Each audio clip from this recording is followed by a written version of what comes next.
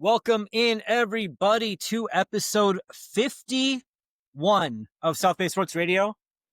Today is Thursday, October the 9th. Damian, as always, thank you very much for joining me. Sure, no problem. On today's episode, we will hear from Leuzinger Football coach Jason Miller ahead of the Olympians clash with Palos Verdes at the Palace in Inglewood.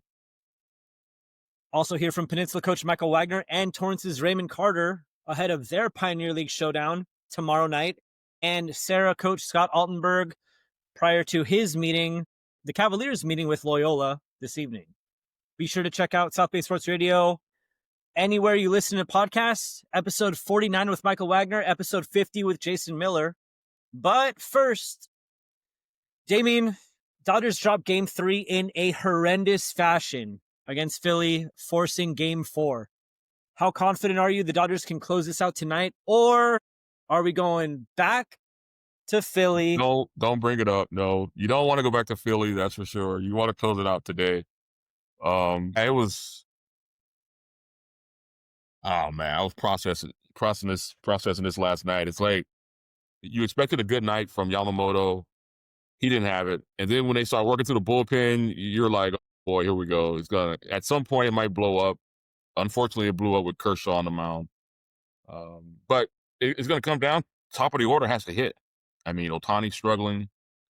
Betts, after a good series against Cincinnati, he's struggling a little bit. Freeman's struggling a little bit. So if they get something going today, get Glasnow out to a lead, and then, you got to hope and pray the bullpen holds on after that. Because there's very few reliable arms down there coming out of the bullpen, which is a shame. You look at last year, they patchwork their way together with guys coming out of the bullpen to the World Series. Now they have all these starters, but very few reliable arms on the back end. So no Dodger fan will be truly relieved until this series is over, or then when the season's over. Hopefully it gets to the World Series.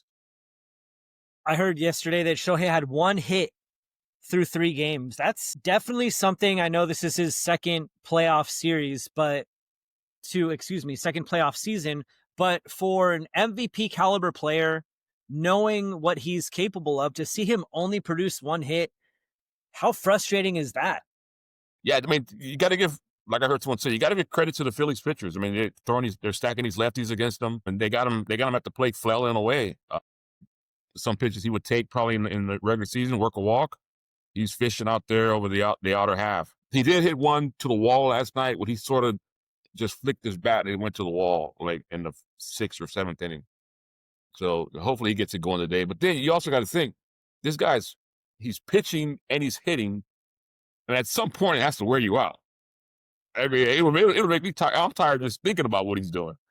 So maybe, I don't know, he doesn't take any days off hitting. He hits every day. But I don't know, maybe he can refresh for today. Early game, 3:00 game, so hopefully he gets it going today. Early game, that means there's going to be no traffic heading to SoFi for the both of us. I mean, no traffic anyway. Well, unless there's a concert into it, like the other night, leaving Coleman, there was a concert going on, and it got out right as I got onto Prairie, and it was just 20 minutes of just sitting there. But we should be okay. I'll be there early, 5:00 game. I'll be there like around 3:30 or so, maybe 4. There we go. The Palace in Inglewood. Kings open their season Tuesday, dropped the opener. I tuned in after the Dodgers game to watch the Kings lose a 2-0 lead. Vegas came back and tied it 3-3. Vegas went up 5-3. Kings tied it 5-5 and then won it on a shootout. I think that this is one of the most exciting times in sports because you've got baseball playoffs, hockey starting, basketball's on its way, college football and pro football is in full swing, and it never stops for us once the school year starts. And don't forget, you have Major League Soccer playoffs starting. And that too. Everything's going on right now. It's great to be a sports fan. There we go. All right. This week in sports, music, and movie history, October 5th, 1903, Elton John released his 7th studio album, Goodbye Yellow Brick Road. October 1926, the first time Babe Ruth hits 3 home runs in a World Series game for the Yankees against the Cardinals. Damian's all-time favorite football movie, Friday Night Lights, was released in 2004. And here you go. Here's that Philadelphia stat that you didn't want to hear. October 2010, the late, great Roy Halladay throws a no-hitter, 1 walk, strikes out 8 as the Phillies win that game. Yeah, I think they had his kids throw out the first pitch the other day. I think it was in Halladay. Philadelphia. Yeah, was it game 2, I think? Wouldn't that be interesting if Philadelphia, I mean, you know, I know a lot of things have to happen, and I'm not saying the Dodgers are going to lose, but wouldn't it be interesting if it was Toronto and Philly in the, I mean, it's been 30-something years since that's happened. 30 plus 1993. Years. Yeah. But, hey, let's not put that out there in the atmosphere. In all honesty, I'd rather see Milwaukee, Seattle, you know, Battle of the Pilots, but let's go. Let's not put that in the atmosphere either. All right, fine. I'll just take Seattle. Seattle, Toronto. There you go. For the American League. Seattle's got to win, but, you know, anything's possible. All right.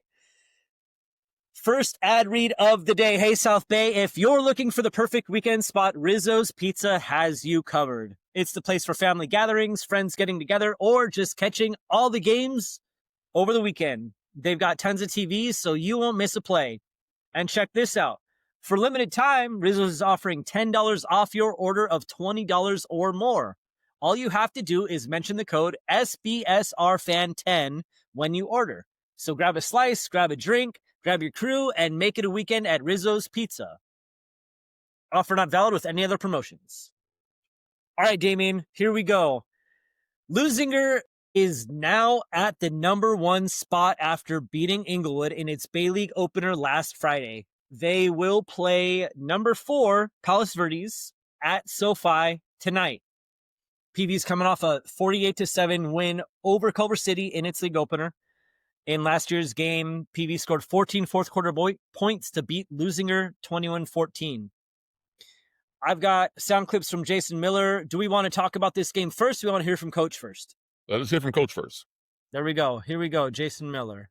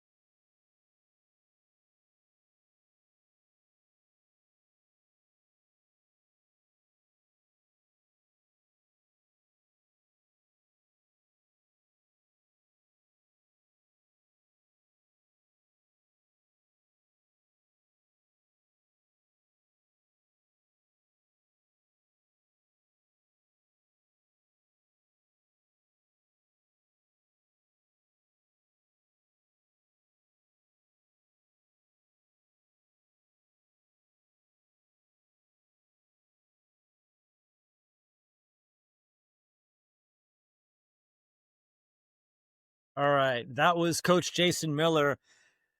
Ryan Rakowski is one of those top quarterbacks, but in my opinion, after looking at Leuzinger's stats, Russell Sekona is probably one of the best sophomores in the country, especially playing at the rate he's playing. I mean, 18 touchdowns to 1 interception. You saw him last week. What were some things that you saw out of Leuzinger last week, Damian?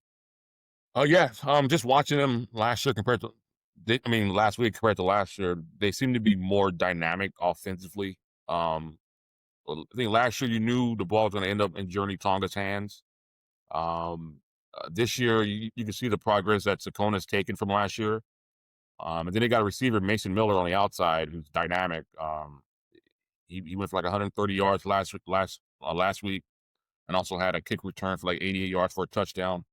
They had Nicholas Sandoval, who had a couple touchdowns. Then they have Kelton Strickland out of the backfield, speedy running back. So they have a lot more options to attack a defense this year, starting with the quarterback, who you could tell improved from last year. Then there was one drive where they went sort of old school last year, just running Sekona. He broke a 70-yarder. Did he score the touchdown? Did he score the 2-point conversion? It was sort of that classic. Looking back to last year, and then their O-line, led by Blake Graham up front, strong O-line, tough. It's going to be a big battle up front to see who wins up front, and that sort of might determine the victory. Then on the other side, can their D-line get to Rakowski? I saw him against Serra first game of the year, and Kari Wilder was coming after him all night. He didn't back down, so I don't expect him to back down again this week either. Just a great matchup, offense, defense. The battle up front is going to be really good to watch. Agreed. One of the things that Guy Gardner told me was that he said they're very good, very physical, and athletic. I wouldn't necessarily call this a regular Guy Gardner response, but he's got a lot of respect for the programs in the area. He also said it's kind of exciting to play at SoFi, but PV has a lot of work and that's going to keep them busy. One note that I received from Palos Verdes was they did score in the fourth quarter against Culver City. I had a couple of their coaches reach out to me and say, hey, we scored in the fourth quarter for you, so please make sure to mention that. Thanks, guys. I appreciate you. A couple of stats. Like I said, Russell Sekona is an eye-popping 18 touchdown to 1 interception ratio. He's throwing at just under 70% completion ratio. Mason Miller is up to 620 yards after that 130-yard performance. Its defense has 16 sacks and forced 5 interceptions, recovered 3 fumbles, and blocked 2 punts. Rakowski, like we said, whom Miller called one of the best quarterbacks in the country, has 16 touchdowns to 1 interception, 1,240 yards, and he's at 72% passer completion rating. He's also their leader with 380 rushing yards. Morley Boyd set 2 Palos Verdes records last week against Culver City with 10 catches and 200 yards. Weston Reese has 33 tackles. Max Bates has 32. PV's defense is combined for 9 sacks and 7 interceptions. I think the biggest thing here, regardless of how coach is viewing the quarterback matchup, is can PV take care of the necessary things that have plagued them against top teams, special teams, making sure that Rakowski isn't, it's not a one-dimensional offense. How do you see this game going? Yeah, they're going to have their chances. Look at even the game last week. Inglewood quarterback Lincoln John ended up with five passing touchdowns. There was a stretch there with like 35-18. You're thinking, okay, the game's over. He brought them right back, got them within, I think, 3 after a Leuzinger fumble. So you guys are going to come in there, look up, look at the big stadium. Some guys said they played there already through passing league or 7-on-7 stuff, but they're gonna look up and see how big that place is, and you never know how kids are gonna react to the playing on the big field with the big Bay League game on the line here. Go ahead. I don't know if it's gonna be as loud as it was last week when I was there for that 49er Ram game, but I am definitely expecting a good crowd for both games. I know I saw earlier in the week that Loyola had sold 400 tickets. Make sure to listen in to my interview with Coach Miller. He did talk about there being a little bit of trouble acquiring tickets for Leuzinger's side just because it's expensive. It's a school night. It's an 8:30 game. And the population of students at that school live below the poverty line. So it's not an easy task to get a lot of these players out and their families out to games. Yeah, I know. Talking to Sarah the other day, there was a like 200 or maybe 300 tickets that they were expecting to sell them, but they were expecting to sell them late, like day of game, really. So hopefully, parents and students can come out and see both games. But yeah, it's not expensive. But the parking fee as well. So who can afford all this? Right? Money, money, money. All right. Number 2, Serra is now 3-3. They fell 30-0 to Sierra Canyon. Up next, they play tonight. You are on that game, like we said. Last year, Serra scored 28 fourth quarter points to beat Loyola 42-35. Serra did not earn a first down in its loss to Sierra Canyon. I've got Scott Altenberg on right now.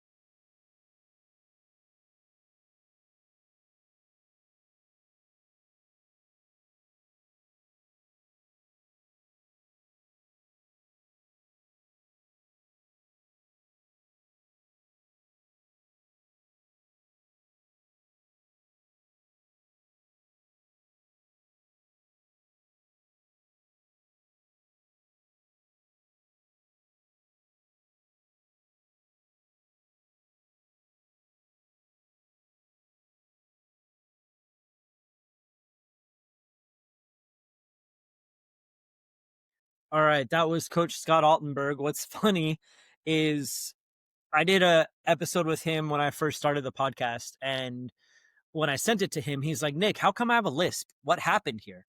And I said, Coach, you don't have a lisp. I don't know what happened, but you're good. So, he called me. He goes, all right, Elmer Fudd here. I said, I mean, it's better than Porky the Pig.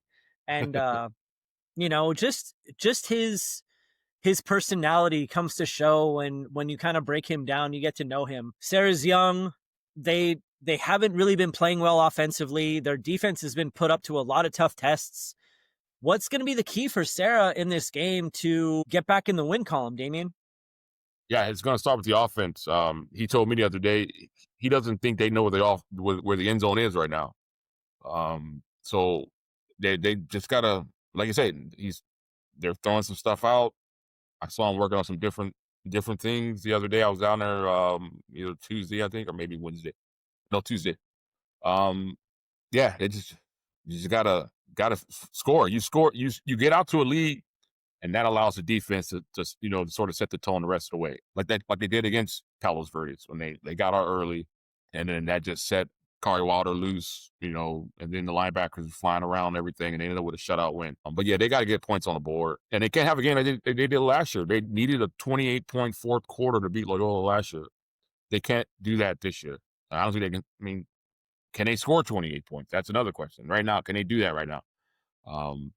So yeah, they gotta get on the board early, get an early lead somehow, 7-0, 10-0, and hopes that the defense sort of sets the path, and then the running game can sort of grind it out, just to get back in the win column. There we go. All right, number 3, Mira Costa defeated Lawndale 14-0 in its Bay League opener. This one was called early. Last year's game, Mira Costa is at Culver City Friday. We'll have Chasey McDaniel there.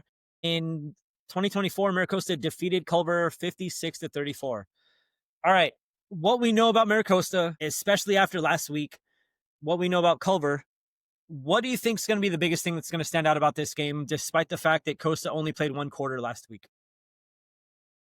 Yeah, this should be a game where Culver should take control early. And the game last year was crazy because Mira Costa only attempted 3 passes, and they rushed from like almost 400 yards. Culver City quarterback, I think Seth Shigg, he's no longer there. He gained almost like 400 yards by himself. So if you want to be a contender for the league title, you got to take care of this game, especially with, you still have Inglewood, PV, and Leuzinger on your schedule. And I expect Costa to take control and pick up the win tomorrow night.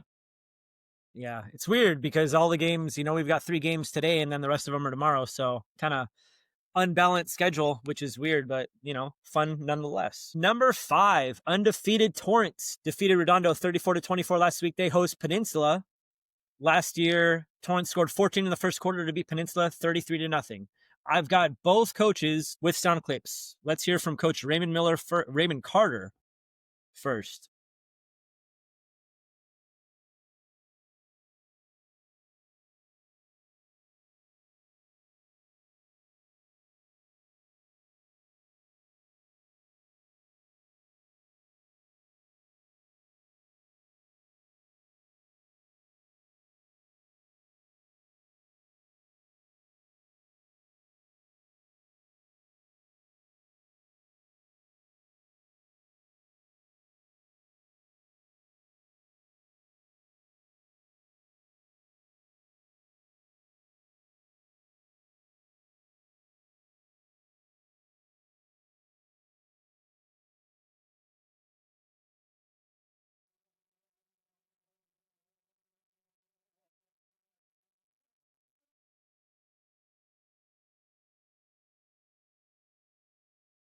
All right, that was Torrance coach Raymond Carter. He also spotlighted the trenches, especially the offensive line for protecting Gibson Turner, the defensive line and linebackers Eric Rivera and Jacob Gomez. He noted the play of Nick Mills has been huge. Following me ending the recording, he also said that Peninsula's offensive line is definitely something to keep an eye on with what they do, and it presents problems. In that game against Redondo, Gibson Turner threw for 3 touchdowns. Von Reinhardt had a rushing touchdown, a receiving touchdown, and an interception. Elias Emerson recovered a fumble and had a receiving touchdown. And he also led the Tartar defense with 10 tackles. You said you're not going to be at this one. We've got somebody at this game, right? Yeah, we got another freelancer at that one.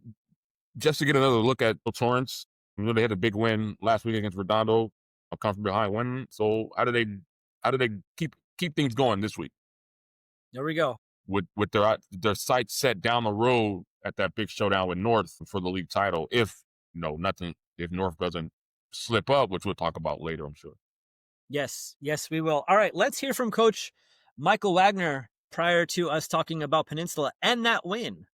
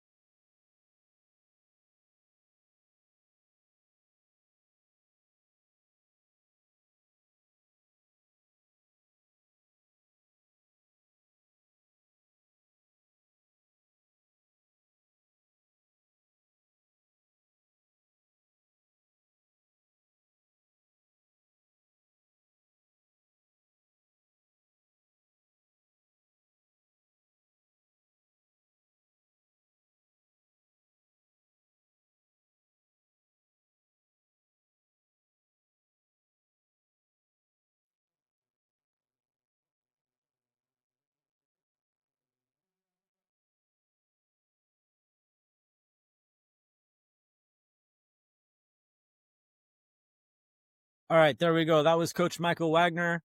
Make sure you check out that entire episode available on South Bay Sports Radio, YouTube, Spotify, Apple Podcasts. Some Peninsula stats. Cameron Daulachi has 639 yards. Ethan Balog has 201s combined. They've rushed for 9 touchdowns. Defensively, Clinton Anakuri leads the Panthers with 48 tackles. Jackson Ricardo has 37. The Panther defense has 6 sacks and 5 interceptions. So we know Coach touched on the physical play of Torrance, and they're doing their best to match that. But Carter mentioned the Peninsula's O-line could pose some problems. From our standpoint, Damian, from your standpoint, what do you think is going to be key in this matchup? Yeah, like remember I told you last week about that Peninsula running game. Start up front with that O line, veteran O line. Yeah, it's going to come down to the big boys up front, which you always love to see battling up front there. But if Peninsula's unable to like mix up their offense a little bit, look, they're mostly run oriented. Haven't seen them live. I've just seen some highlights.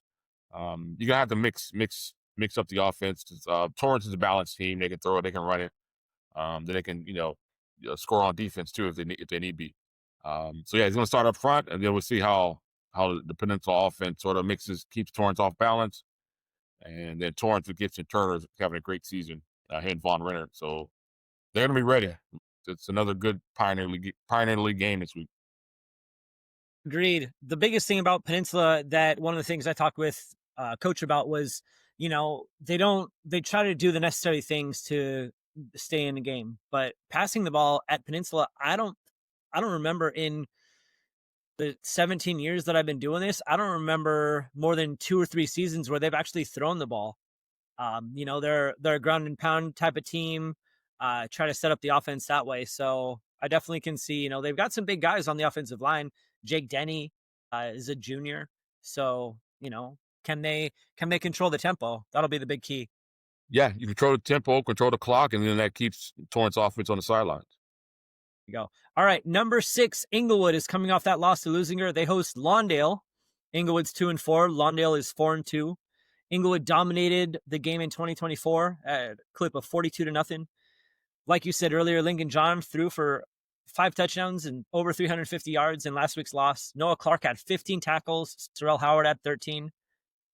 Both of these teams coming off losses. Who needs this one more in the hunt for that Bay League title, in a hunt for a playoff spot? Wow, who needs it more? Man, gee, that's a tough one. I'll say Inglewood because they haven't.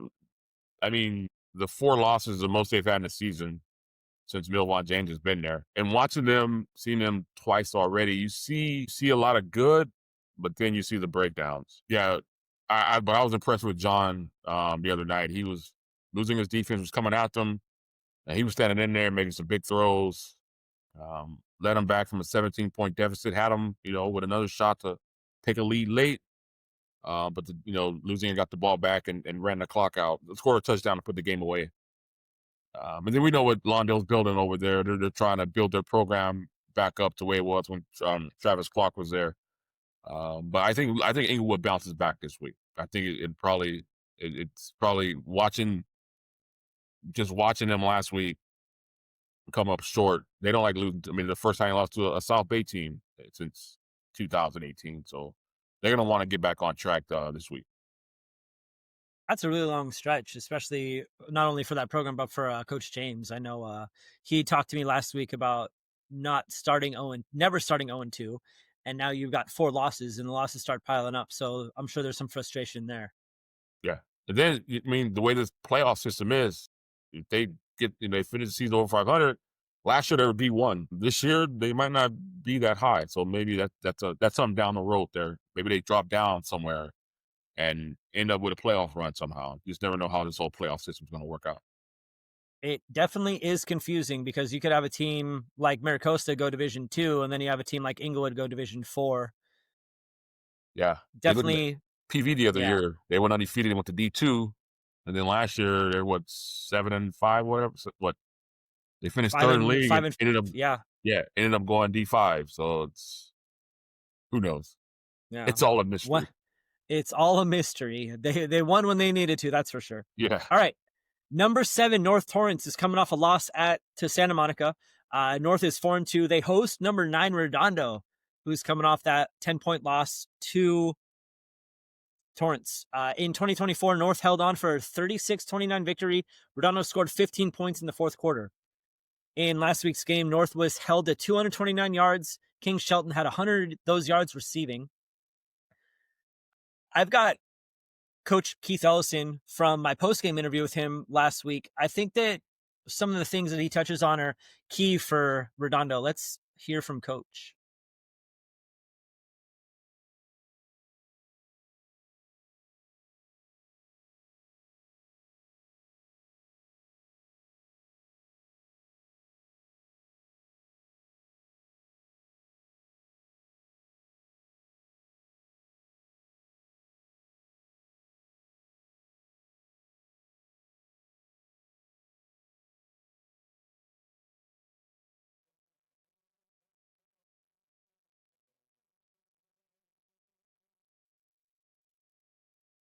Redondo turned the ball over 3 times, 2 interceptions, 1 fumble. Bo Osmus made his return. He had a big pickup of 32 yards on his lone carry, but Cole Leinart did not eclipse the 200-yard mark again. He threw for 160 yards, 2 touchdowns, like I said, 2 interceptions.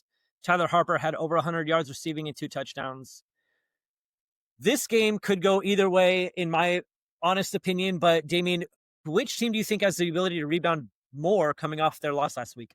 That's the big question, right? This is like a Pioneer League elimination game. Torrance, Redondo loses, they're 0-2. North lose, they're both 0-2. The loser drops to 0-2, and you pretty much lose any shot at a league title. Yeah, just watching Redondo, I'm still a little puzzled how the offense hasn't clicked as you thought it was. You thought it would. Getting Bo Osmus back will help. Let's see if he gets more snaps this week. I saw North a couple weeks ago. I didn't know much about Santa Monica, but I expected they would find a way to pull that game out, but they didn't. So it's homecoming, I think, at North, so they got to have a big night. But looking forward to this one here.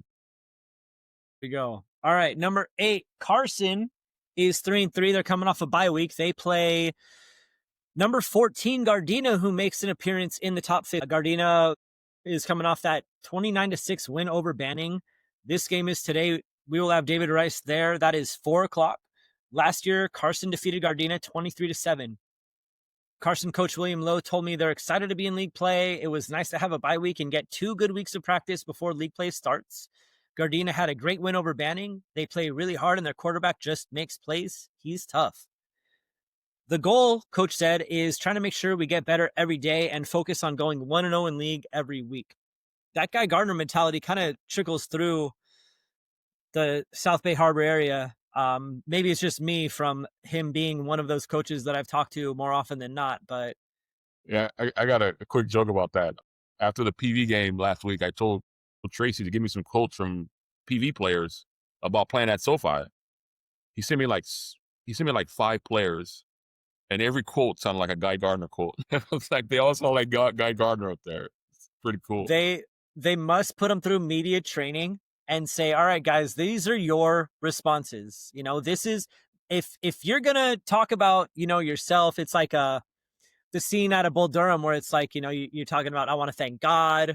I just, I want to win for the team, all that stuff. Or, in my experience, it's just been extremely fun to cover these guys because, it's one play at a time, one game at a time, one practice at a time. But back to Carson Gardena. All right, can Gardena continue to fly high after its win over Banning, or is Carson too talented?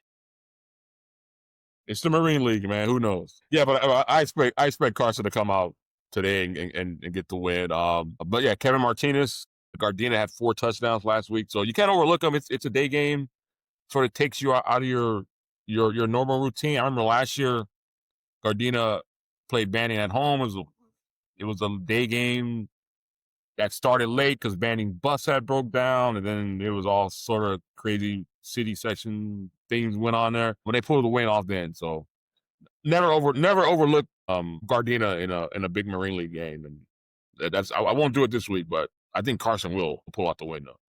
There we go. I'm going to do my best to get Coach Terrence Williams on before next week's match that they've got.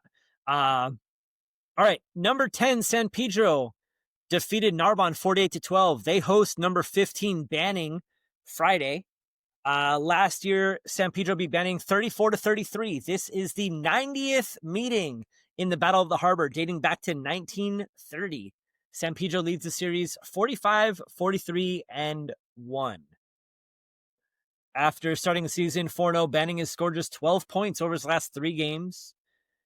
San Pedro's Seth Solorio is 150 yards shy of eclipsing the 2,000-yard mark. Corey Walsh said he'd like to see the Pirates start fast and play physical football, and he noted the entire Pirate offensive line has been standing out. I think the biggest key, not necessarily a key, but a headline in this one, I will be at this game. Current San Pedro offensive coordinator, the mad scientist himself, John Aponte, this is his first meeting with Banning since leaving the Banning program. Is Banning healthy enough? I think we talked about this before we came on. Banning's missing 3 offensive linemen. Are they healthy enough? Are they deep enough? Or can San Pedro control the tempo and run away with this one? Yeah, it's a big question. In our game story last week, there was some kind of late game incident that led to a couple players being ejected. When you're ejected, you're suspended the next week. One thing to double check the record, because what I had last year was San Pedro's 45, 41, and 3. You said 45, 43, and 1. So I don't.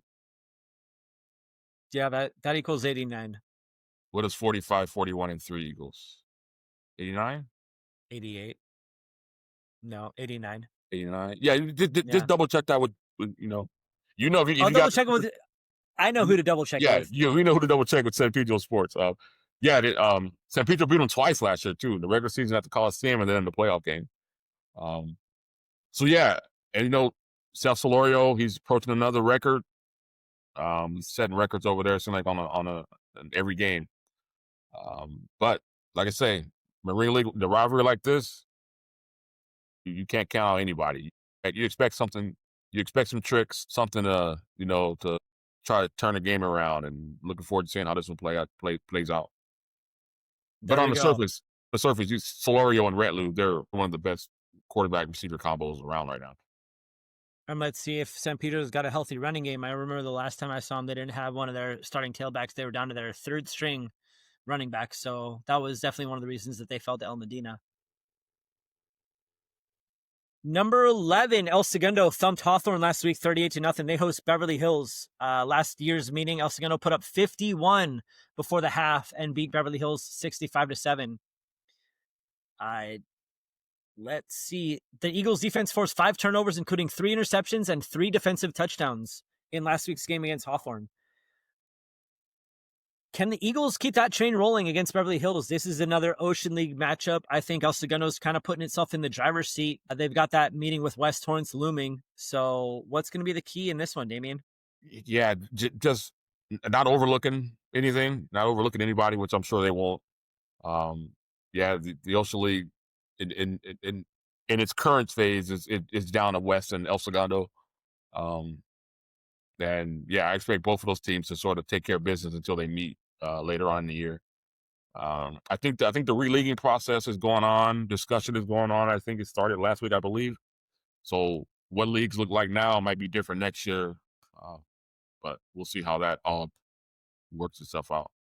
Do you think we're going to see any change in the Bay League? Do you think Lawndale might drop down? Do you think any of those teams? You'll see changes because Morningside's no longer around, and I think Centennial leaves. I think they leave to like another district, I believe. So I got to ask around, see how far the process is going along. But yeah, there will be some changes I'm expecting.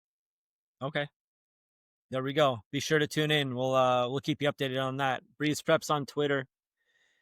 Number 13, Mary Star defeated St. Genevieve 21-12. They're at St. Monica Friday. Last year, St. Monica won 35-18 behind 21 fourth quarter points. Yes, I like to mention fourth quarter points because it's not how you start.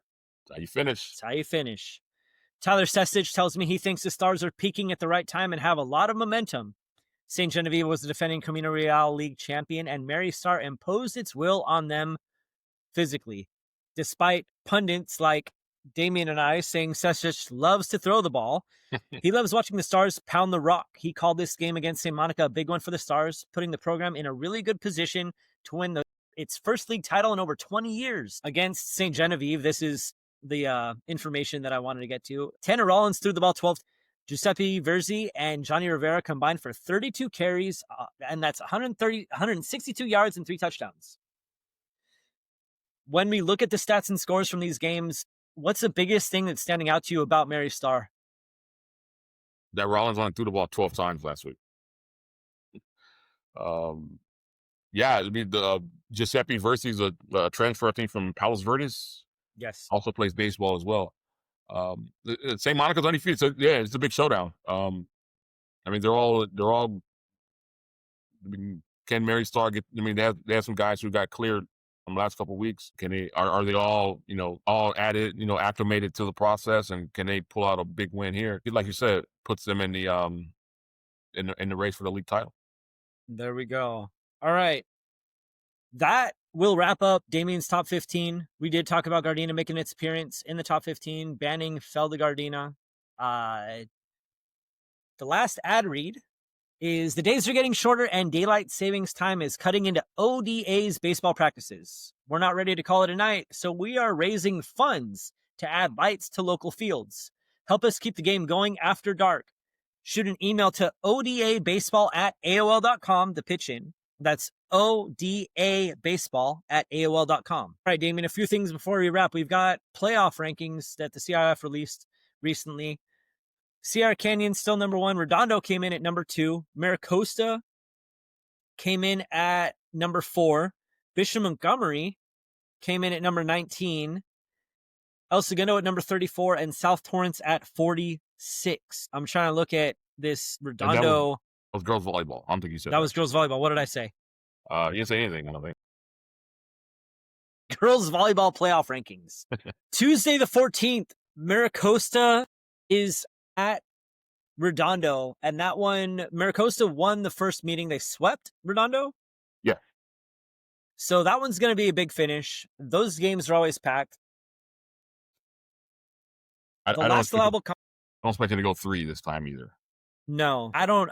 It's so interesting when you look at girls volleyball and rivalries and all that stuff and how these coaches have their teams prepared. I know it's interesting. One of the biggest things that I talk about is coaching, not only at the high school level, but also coaching teenagers and teenage girls. And it's definitely an interesting thing to continuously try to find a message to get everybody to show up, regardless of how old they are. The last allowable contest for girls volleyball teams is October 15th, so there will be playoff seedings available. Not next week when we air, but next weekend. Yeah, I think it's next. I think it's next Friday and Saturday, I believe.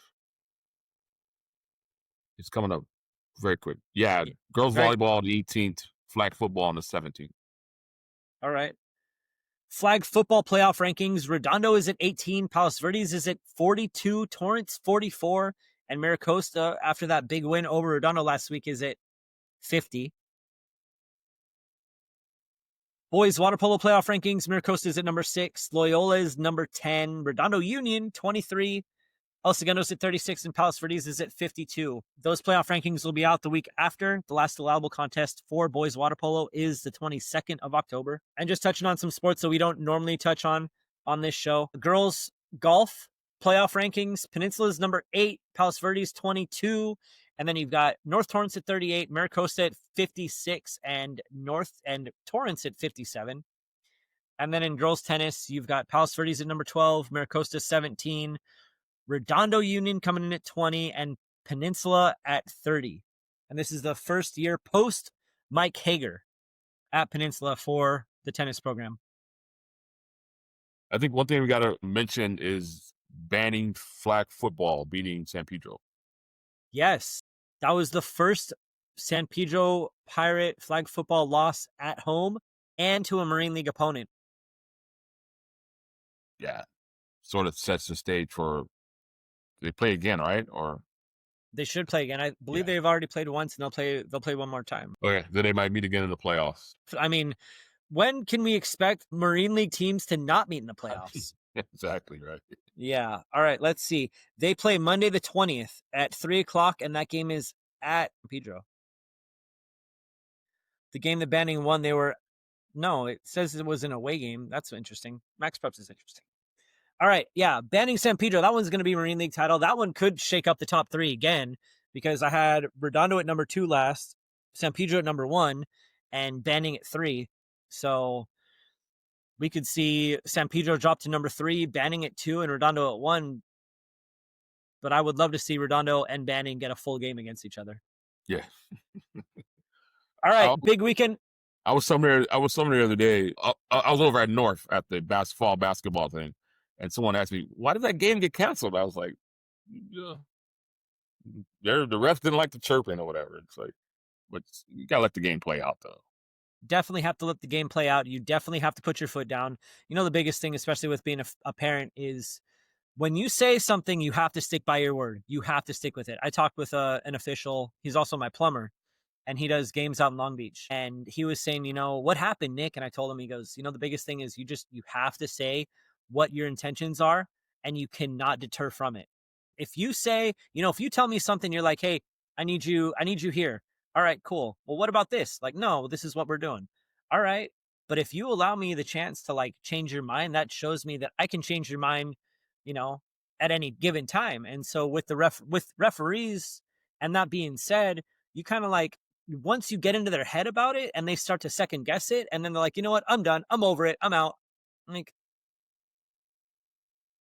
Like I told Mr. Dester, I was like, the only people that you're hurting in the long run are the kids. Mhm.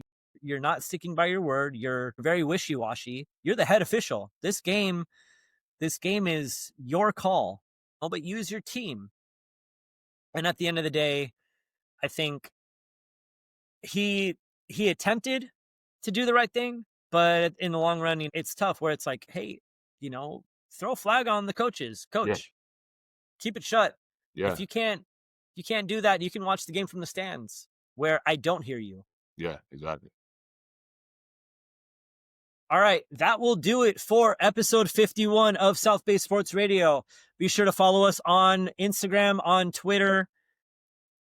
Check out Breeze Preps, all your updated articles, and any episodes that you've missed, be sure to check the queue. Like I said, this is episode 51 of South Bay Sports Radio.